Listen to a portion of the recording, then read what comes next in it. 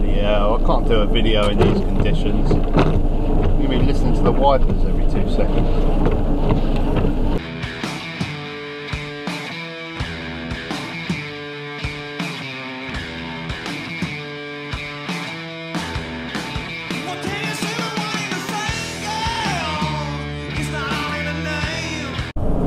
Right, here we go, we've got a bit of sunshine now, let's get those last drips off.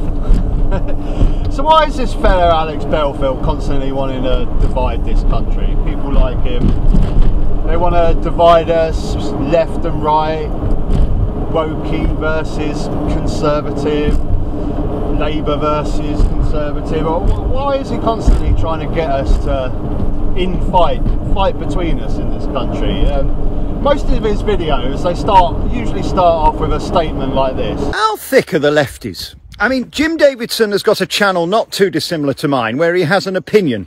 Now, I know the lefties don't like people having opinions. It doesn't sit well in 2021 that people are allowed free speech. Human rights, section 10. No, you're not allowed to have an opinion because it doesn't fit with the whippersnappers, the lefty Guardian reading types, the left-footers, those who believe they're more important than we are because of their sanctimony and superciliousness courses that they've had either at the BBC or universities. The lefties don't like people having opinions. It doesn't sit well in 2020.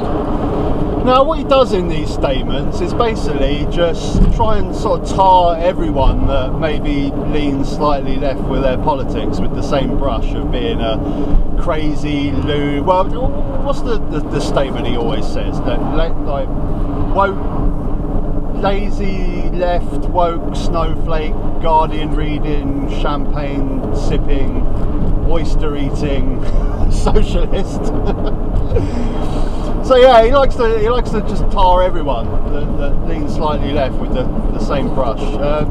A good example is a video. He done a video on the those 4 Extinction Rebellion activists that broke the glass on HSBC Bank. I've done a video about it before. This was his take on it.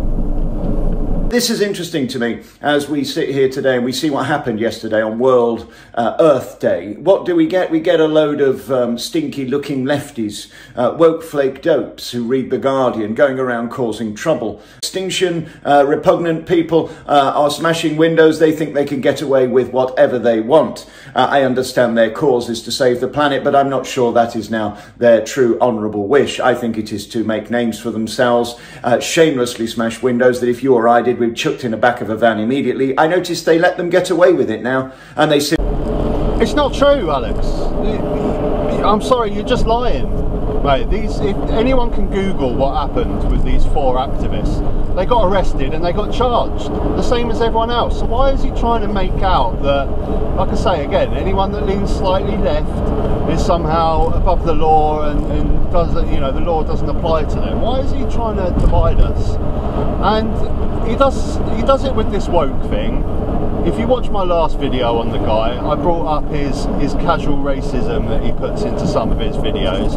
Now, I'm not saying the guy is going around, you know, demolishing Pakistani-owned businesses like what happened in the 70s, but he does this little subtle thing where he just adds little casual little racisms in to try and divide us between the white population and the minority population. Like I said in my last video, I got a hell of a lot of comments from Alex Belfield fans saying I'm talking absolute nonsense, but I'm sorry, I stand by what I said. If you're going to blame the minority population in Leicester for the rise of COVID cases with no evidence whatsoever, then I think that's racist.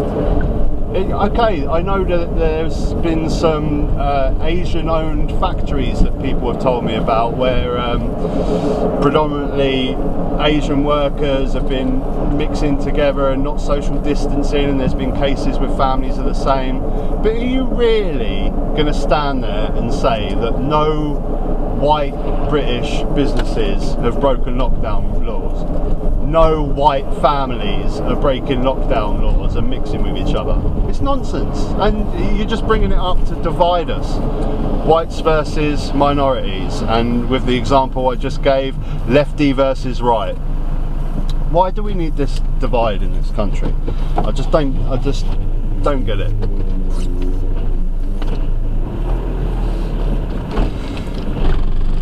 It's not helpful, and we're all the same. We're all the same. We all want the same things. We all want a better life for our kids. We want to just get on and live our lives. No one's worrying about this nonsense. And you know what? I even agree with some of the videos that Alex does. You know, we're not all divided. He does a lot of videos bashing Boris Johnson. I'm all for that. He does a lot of videos bashing politicians in general. I'm all for that.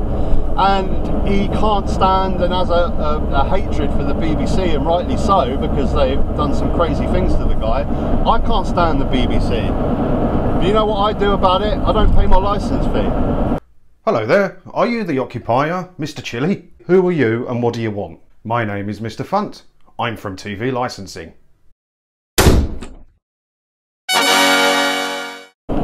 I don't like some of these crazy opinions from the far left, but they are a minority. And Jonathan Pye, which I enjoy a lot of his content, but he speaks up in this issue, and it's one of those things I actually don't agree with him. See what you think.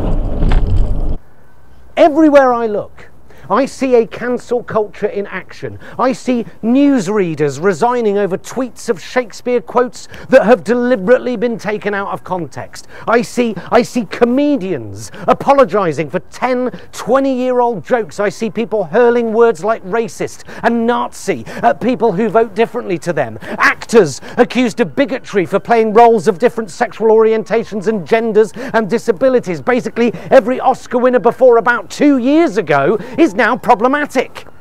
I see a culture that eschews redemption or forgiveness. I see armies of keyboard warriors with their caps lock on overdrive. The witchfinder generals, they never went away. They just got themselves a decent broadband connection.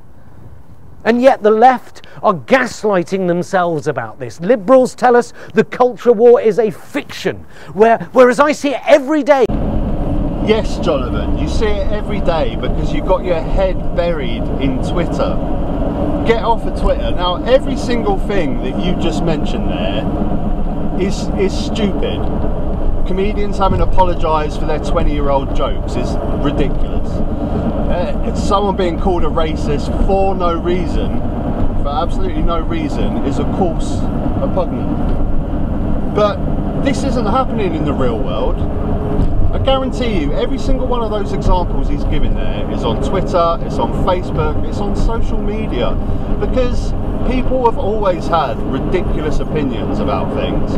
But nowadays, we live in an age where everyone can share those ridiculous opinions with millions of people over Twitter. And it's a small minority that think this rubbish. Just get your head out of Twitter and start talking to people in real life, and you'll understand that no one thinks like this. It's a small minority. And Jonathan's making the point there that maybe, you know, liberals that say that it's all a load of nonsense and you shouldn't have to worry about it, should be worried about it. I just asked this one question: is it a problem outside of social media? And I don't think it is. And the only people that are making it a problem are people like Alex Belfield that want to constantly divide us and pit us against each other. Where I mean, on my last video about Alex Belfield, I got a ton of abuse in the comment section. I really did, and everyone seemed to know all about me before even knowing me.